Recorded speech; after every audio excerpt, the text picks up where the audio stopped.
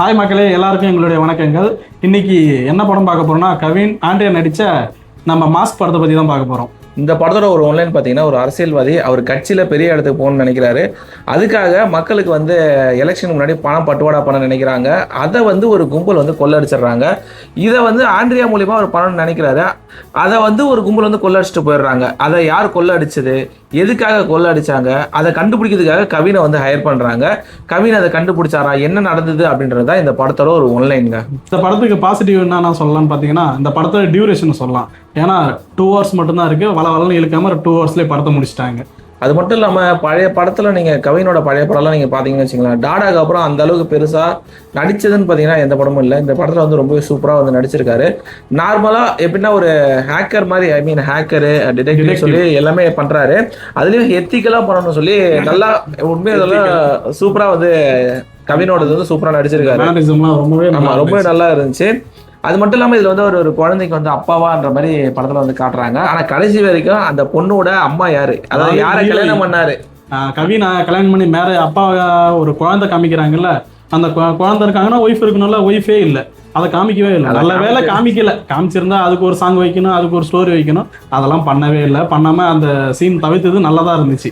அதே மாதிரி பார்த்தீங்கன்னா படத்தோட இன்னொரு முக்கியமான ஒரு நல்ல சீன் பார்த்தீங்கன்னா, இன்டர்வலுக்கு ஒரு 20 minutesக்கு முன்னாடியிலேருந்து படம் நல்லா ஒரு சூப்பராக ஃபன்னாகவும் சரி விறுவிறுப்புன்னு சொல்லி போக ஆரம்பிச்சிடும். மோகன் அப்படின்னு சொல்லி ஆக்டர் மோகன் அவர் பேரை வச்சு ஒரு கான்வர்சேஷன் அதெல்லாம் படத்தில் ரொம்ப சூப்பராக எலிவேட் பண்ணி நல்லா கொண்டு போயிருந்தாங்க. இந்த படத்தில் பார்த்தீங்கன்னா வில்லியா பார்த்தீங்கன்னா ஆண்ட்ரியா நடிச்சிருக்காங்க. ஆக்சுவலாக இந்த ஹை கிளாஸ் வில்லின்னு சொல்லுவாங்கல்ல, அந்த மாதிரி ரொம்ப அந்த எப்படி சொல்றதுன்னா பார்வையாலே மிரட்டி அந்த மாதிரி ஒரு அடியால் வச்சு பண்ற மாதிரிலாம் பண்ணியிருந்தாங்க. ஓரளவுக்கு அவங்க பண்ணது, வில்லியா பண்ணது ஓரளவுக்கு படத்துல ரொம்பவே நல்லா இருந்துச்சுன்னு தான் சொல்லணும். ஒரு சில சீன்ஸ் ரொம்ப எல்லா சீன்ஸ் எல்லாம் ஒரு சில சீன்ஸ் எல்லாம் ரொம்பவே நல்லா இருந்துச்சு. அது மட்டும் இல்லாம இன்டர்வலுக்கு முன்னாடி ஒரு சூப்பர் மார்க்கெட் சீன் வருங்க. அந்த சீன்லாம் படத்துல ரொம்பவே ஃபன்னா, ரொம்ப சூப்பராக இப்போ சிரிக்கிறான் பாத்தீங்களா,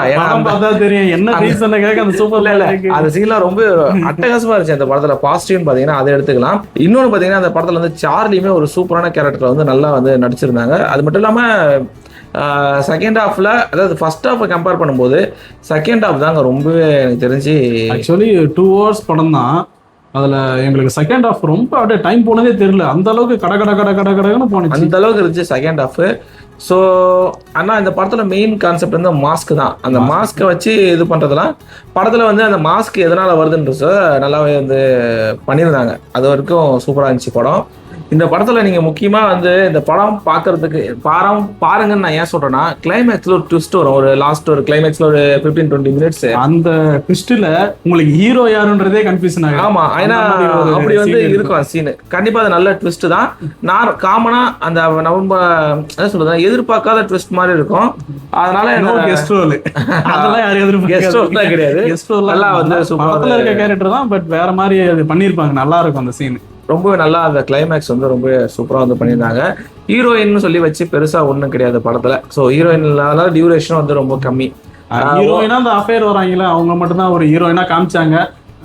அதுக்கப்புறம் வேற யாரும் ஹீரோயின் கிடையாது. மெயின் ஹீரோயின் ஆண்ட்ரியா தான். வில்லியும் அவங்க தான் ஹீரோயின். அவங்க ஹீரோயின் இல்லை.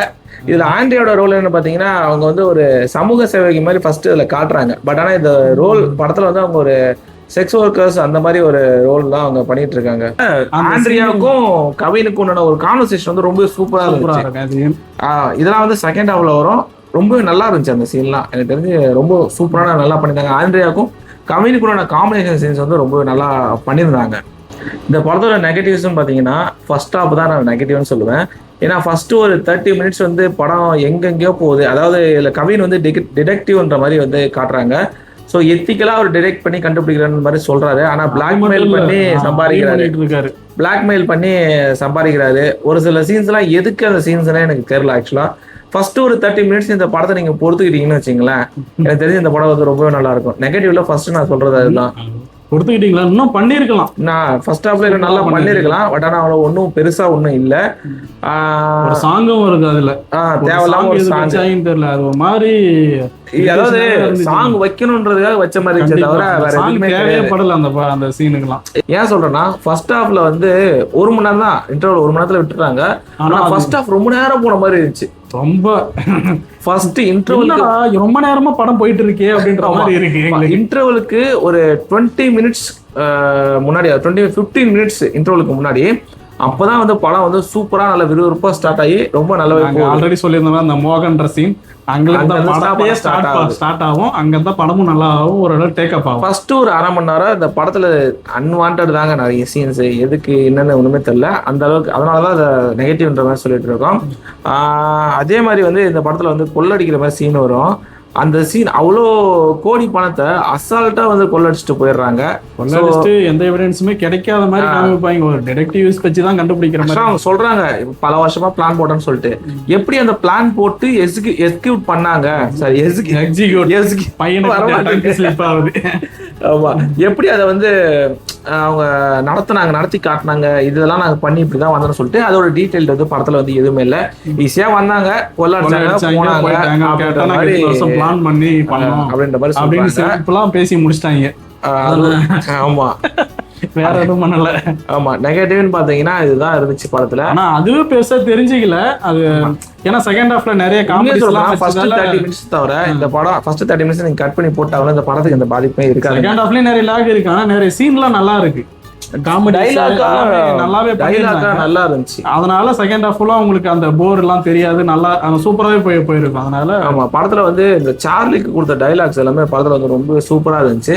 இன்னொன்னு வந்து ஜார்ஜ் மரியம் வந்து இந்த படத்துல வந்து நடிச்சிருக்காரு. அவர் சீன்லாம் ஒரு சீன் தான் வராரு, ஆனா அவருக்கு டப்பிங் ஒருத்தங்க வேற ஒருத்தங்க டப்பிங் குத்துக்கிறீங்க.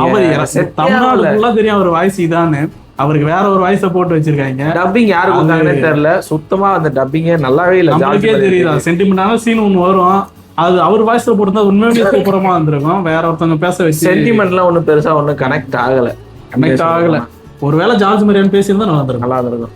அதே மாதிரி பேக்ரவுண்ட் வாய்ஸ் ஓவர்ல இந்த கதையை வந்து சொல்ற மாதிரி வந்து வச்சிருக்காங்க. நம்ம ரெடின் கிங்ஸ்லியோட வாய்ஸ்ல ரெண்டு பேரும் வாய்ஸ் ஒரே மாதிரி தான் இருக்கு. அந்த மாதிரி தான் இருக்கு. அது கௌதம் வாசுதேவ் மேனன் மாதிரி ட்ரை பண்ணிருக்காங்க, ஆனா செட் ஆகல. அது ஒரு மாதிரி தான் இருந்துச்சு. லைவாவே கொண்டு போயிடலாம். அந்த வாய்ஸ் ஓவர்ல இவங்களோட இதை வந்து கொண்டு போயிருக்க வேண்டிய அவசியம் இல்லை.